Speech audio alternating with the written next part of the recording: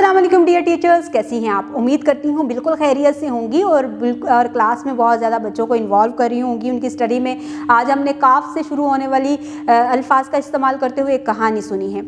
आप अगर बच्चे को कहानी एलईडी पर दिखा रहे हैं तो बच्चों का पूरा फोकस एलईडी की तरफ होना चाहिए। उनका आई एंड ईयर कोऑर्डिनेशन लाजमी आप चेक करेंगे, वो कि आप क्वेश्चंस के ज़रिए करेंगे। उसके बाद आपने बच्चों को पिक्चर्स दिखानी है एलईडी प्रोजेक्शन के ज़रिए या फ्लैश कार्ड के ज़रिए। जब पिक्चर्स दिखा रहे हों तो पिक्चर्स आपकी बिल्कुल क्लियर होनी चाहिए, साफ़ सुथरे तरीके से दिखाएं ताकि बच्चे उसको साफ़ सुथरे तरीके से देख के पहचानने के काबिल हो जाए। उसके बाद काफ की शक्ल की पहचान करें, मुकम्मल और आधी शक्ल की पहचान करवाएं और बच्चे से कहें कि इसको पहचान कर लिखना भी सीखें।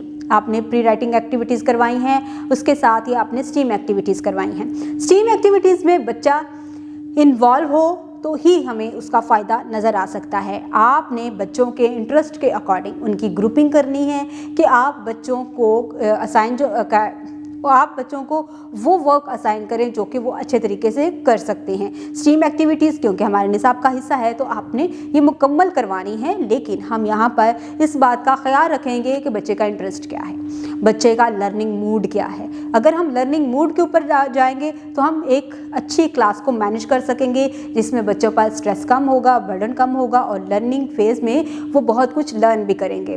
बच्चों को जब आप क्लास वर्क करवा रहे हों, वॉक एंड टॉक करते रहें, बच्चों को उसमें इन्वॉल्व करें, बच्चों की एक्टिविटीज़ बहुत अच्छे तरीके से पूरी करवाएं, फॉर्मेशन के ऊपर फोकस करवाएं ताकि बच्चा लिखता हुआ फॉर्मेशन को फॉलो करता हुआ लिखे।